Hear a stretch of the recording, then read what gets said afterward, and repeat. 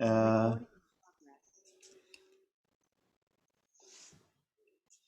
Perfect. Okay, people, welcome back. So amazing. So we are going to talk about this. This session is Gen 2025. So basically, we are going to talk about, you guess it, like ISAC 2025, definitely. And because this is something very important for us to, before we move forward with all the strategies, all the things that we are talking about in our functions, it's very important for us to understand how the long-term vision for the organization look like, and where do you want to be as an organization in the 5 years down the line. Um, and yeah, what are the things that we're doing as an as individual entities in order for us to achieve this, right? So this is me again, and before yeah, so this is exactly as I said, we are going to talk about ISAC 2025 midterm direction, and our session objectives for today is like very simple: understand the current state of your entity and ISAC 2025, understand the roadmap and goal progress and way forward for the entities. And we're going to talk a little bit about what are the things that you should be taking forward in the replanning process. And so yeah, pay attention. I think this is something that yeah, it will be 30 minutes, and this can be something that very useful for you while you're mapping out what you want to do in the next 6-7 months. Okay, before we move forward, I want to ask a question. What comes to your mind when you think about ISAC 2025? You can put in the chat, or you can share. That's also fine. What are the things that comes to your mind when you think about when you talk about ISAC 2025?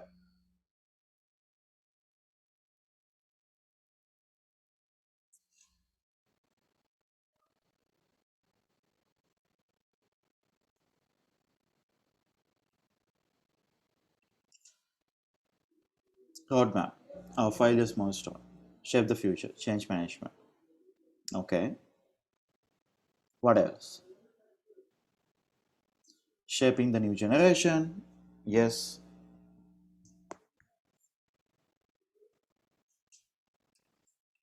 Anything else comes to your mind when you think about ISAC 2025? Ambition. Yeah, makes sense. Okay, milestones. Perfect. Yeah, like all these ideas that you're sharing in the chat. Thank you so much, guys, for sharing that. And it all true. Like when you think about ISAC 2025, we are talking about and long-term vision for the organization. Where do you want to see our ISAC in 5 years down the line? That's what we are talking about right now. But things like, if you think about the world context, and it's not that easy for us to think about what will happen to the organization. Like I think in the previous session we talked about how the ISAC will look like in the 50 years down the line, but thinking about 5 years down the line is also like not that easy task. The world is continuously changing, and the needs and requirements are things are changing around us. But at the same time, but as an organization, if you want to achieve this end goal, or like actually want to achieve like this peace and fulfillment of humankind's potential, this the vision that we have kept for ourselves, we need to make sure that we are progressing toward that step by step. So this is what something help us in terms of keeping that in track. That ISAC 2025 is something that allow us to like be true to our essence, at the same time follow our vision that we'll be able to achieve. I think this is something that you have heard like 1 million times. Many people have told you like, okay, ISAC 2025 is our midterm ambition, this is our milestone, this is our direction that allow us to achieve our vision. Perfect. Beyond that, like what is it for you? What is it in for you as MCVPs? Like you as MCVP GT or MCVP VPP, or like EVA MCVP, like who's managing your day-to-day operation activities. What does it mean for you? So this is the fundamental question that we should be asking from ourselves, and I hope this session will help you to reflect a little bit on that, and that will allow you to have that idea that can take forward for your replanning. And from that point onwards, you can think about, okay, this is what I need for my entity, and this is what it makes sense for my function to have in order for us to follow with this mission. Perfect. So yeah, I think like we talk about this in the last session. We talk about like why we're doing this, like, and like we talk about young people, we talk about leadership development, we talk about the cross-cultural experiences and practical experiences in challenging environments. So we have our products that allow us to facilitate this experience, and ISAC 2025 is something that allow you to cover these gaps, like in between in order for us to achieve the vision through delivering our products. When you talk about GT or like GV or GTE or like VPP or membership product, like this allow us to say like, okay, by doing this, you will be able to, we as an organization will be able to make sure that we are in the right track to achieve our vision. But how do we get close to this in the next 5 years? We have these three statements. Okay, yeah, we have these three statements that we do, that's inside ISAC 2025, which is empowering youth leaders and building long-lasting ISAC and developing purposeful partnership, right? So these are the three things, the three key areas that we have defined for 2025 for us to achieve. And all the things that we are doing as an organization right now, everything that comes to you, if you think about like H4TF, if you think about EWA, if you think about like membership experience, if you think about your replanning, like planning frameworks, and all the things that comes to you, or like all the things that inside the organization at this point right now are directly connected to this ISAC midterm ambition or like AI bottom line. So these are the key two things that we are trying to push or trying to achieve in the organization. So if you do a little bit of exercise, I want you to reflect on these three things, okay? Maybe you are a MCVP that you're mainly focused on your operation. It doesn't matter. Maybe you are the person who's trying to bring sales. You are fighting in the last 6 months to get as many as partners as possible. You are trying to run many as campaigns as possible to engage with youth in your entity. But it doesn't matter, because in this context, in the organization context, you are all contributing to this progress or the growth of the organization in the a couple of years down the line. So I want you to reflect on these statements. And what are the things that you have been doing in the past 6 months as your entity? So if we start with the first one, we talk about empowering youth leaders. So empowering youth leaders in here, we are talking about leadership is at our core and everything we do. We talk about by 2025, ISAC experience have distinctive qualities and the impact will be measurable. Our leadership development model empower more young people to become leaders and creating community that continues to drive positive impact. If you think about the keywords, like, yeah, we're talking about the measuring our leadership experience. We are talking about like distinctive qualities. We are making sure that our leadership development model or the experiences, like leadership that we are creating, are like very specific, and like it does have distinctive qualities that we can identify. Okay, this is ISAC leadership that we have been creating.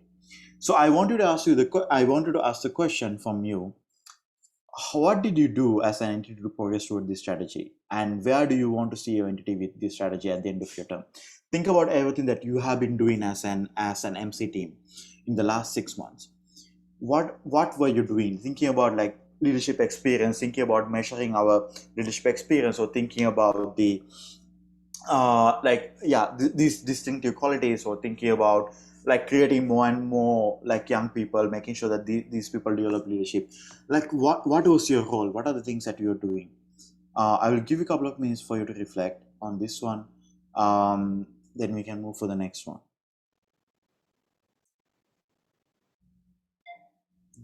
Sorry.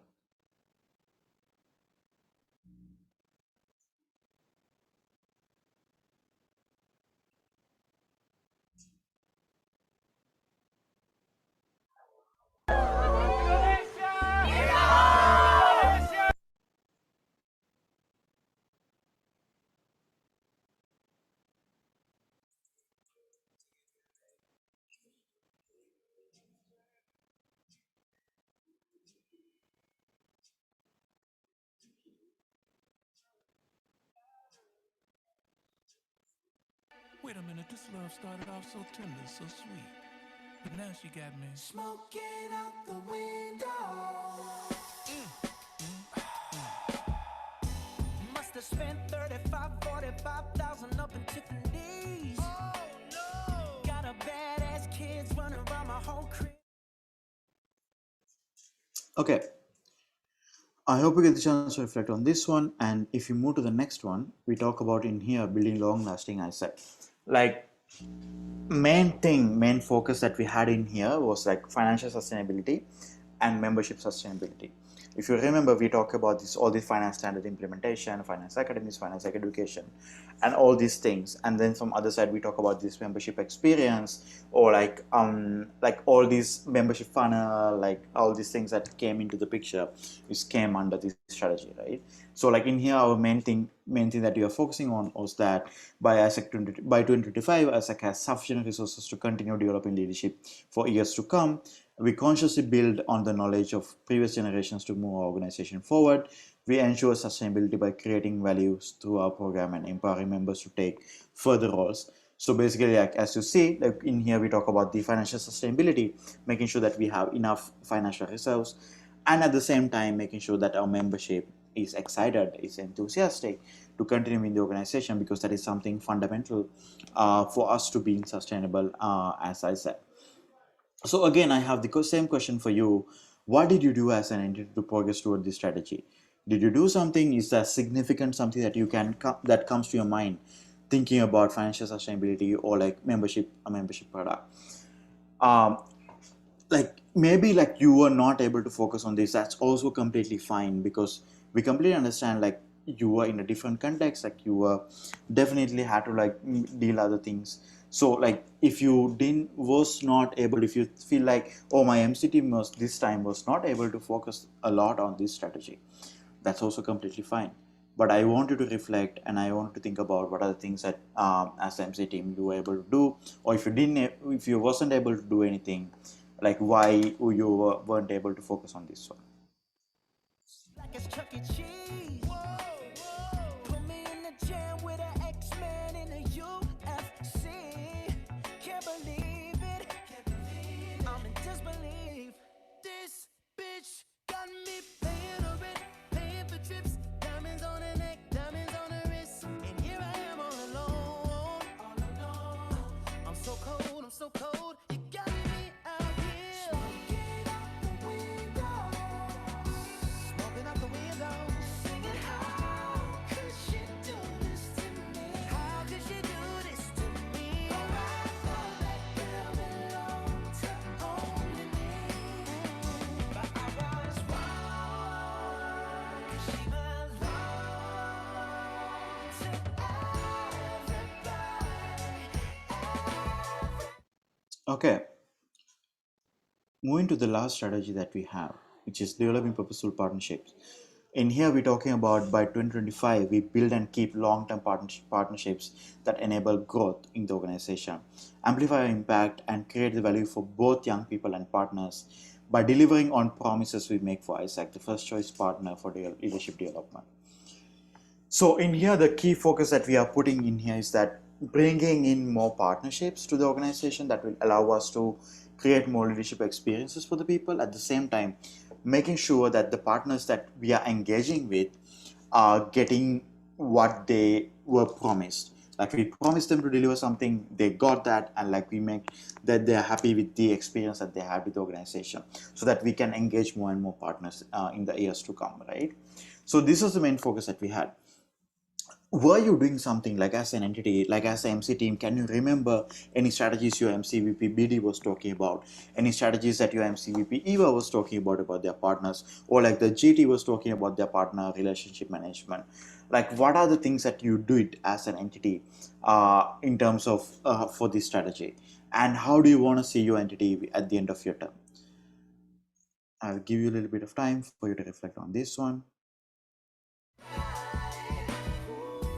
Just the other night, she was gripping on me tight, screaming Hercules. Got me in the club looking for a new love, someone help me please. Baby, why you doing this? Why you doing this to me, girl? Not to be dramatic, but I wanna die. This bitch got me paying her rent, paying for trips, diamonds on her neck, diamonds on her wrist, and here I am all alone. I'm so cold, I'm so cold. You got me out here smoking out the window of the Benzo, the Benzo. Singing, how could she do this to me? How could you do this? Oh, I thought that girl belonged to only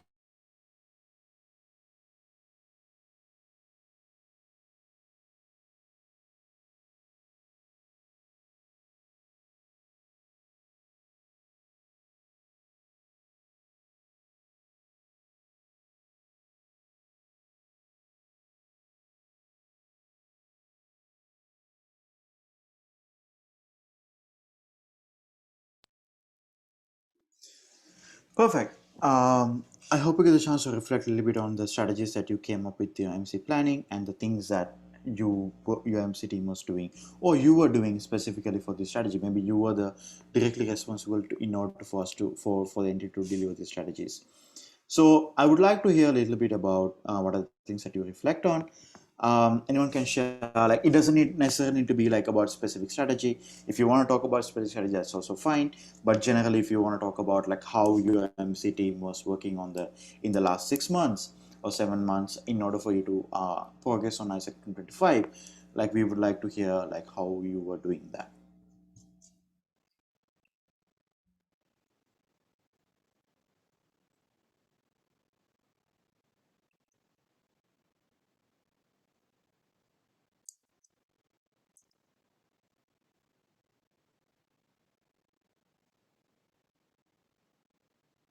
Anyone like to share?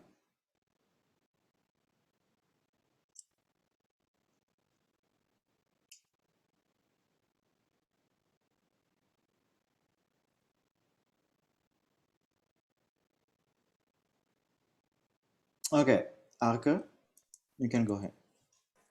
Okay, so like in the like previous like sysnet, so like as I said in Myanmar, so I did like we really like did like I strive like towards like a 2025. So like it could be said that like the external factor that we face are not I would say are not that easy, and then like during that time like so like we lose like our clarity on why we are doing like ISAC like why like the Asian factor like how to say are crazy and like why we are doing this so like we like as an MC so that we lose our like our clarity and also like as a like membership like they are not doing like why they are doing it either and why they are like developing like leadership within the organization. So yeah, I think like it was the most like challenging moment in Isaac for me. So yeah, at the time, like, I would say that we reflected on like why we are doing this, and then like we I would say try to get like external support. Let's say like from either alumni or previous MCP or like someone like that. And then after like I several like discussion space and after like setting the way forward, like we try to like align like our direction with the A2025 and then trying to maintain that sustainability of the organization. So yeah, I did like 8 to 25 as a whole, like for like give us like a some direction like for the entity, like not to lose like out of the track. Yeah, that's it. Thank you. Thank you so much, Arka, for sharing. Myanmar, as in Myanmar, has not been an easy couple of months for you, and we really appreciate that you taking this initiative in sharing as well as talking about ASEC 2025. Thank you so much, Ali. You can go next. Okay. Hello, I'm Ali from Isaac in Australia. Think I'll talk more about like empowering youth leaders because I think the MC together with the rest of the NLT and also all the EBs, they focus a lot on delivering really good experiences, not just to externals, but even for membership. Like in the past 6 months alone, I've seen how, for example, a lot of people applied for EB. You know, they're actually excited to step up and um, take take on the reins to make Isaac in Australia better. And I think like it's consciously. I think it also stems from the previous generation. So like MCY, NWA, they like being able to continue from their legacy and how we've shaped leadership. Like no longer is it just about exchange. For example, I think we definitely deviated away from exchange and focused a lot on what we can still do and you know and like it's through things such as our EWA as well as Isaac membership so EWA as well as like H for TF and even our own membership that we've been able to empower young leaders to think or to step outside of the comfort zone and to challenge all of them to be at their best because we believe that it's what they deserve and what the country also deserves. So yeah. And then the last bit is like where do I want to see the entity with the strategy at the end of the term? Like hopefully we can actually impact 1,000 more youths internally and externally. So yeah. Thank you so much, Ali, for sharing. That is very inspiring. Isaac in Australia was able to, in the past couple of months, like I think they were really focusing on EWA, really focusing on H4TF implementation, MXP implementation, and they were entity like who had like these membership issues, pipeline issues, and were able to overcome all of these. And even with this COVID pandemic situation, was able to deliver a lot of things inside the entity. So yeah, good GCP. If you're interested, talk to them and see like how they're doing and what are they doing. Perfect. Anyone else like to share about how ASEC 2025 has been for you and what are the things if you consciously were doing something regarding this? And if you're not able to do something regarding this, that's also fine. I would like to hear like what happened, like what are the things that was challenging for you in terms of implementation. Yeah, ASEC in Indonesia.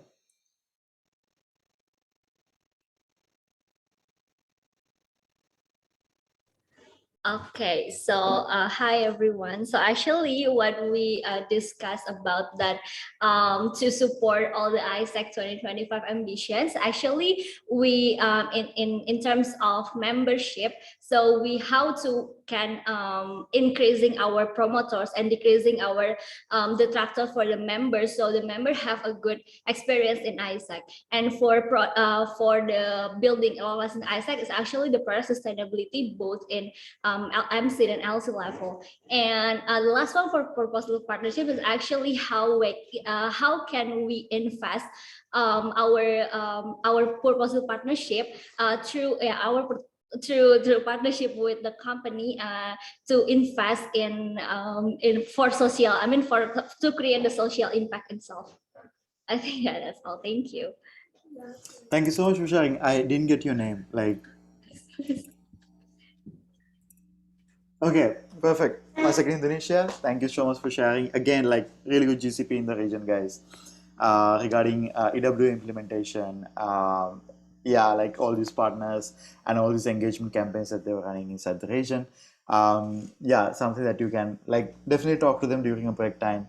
What are they doing? Like ask them about their youth engagement programs that they have, EW programs that they're running with the LCs.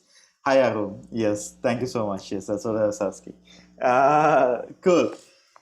Perfect. So I have a couple of more minutes left with the session, but in here I want to tell you about like how the global progress look like because that is one part of the session that we want to talk about.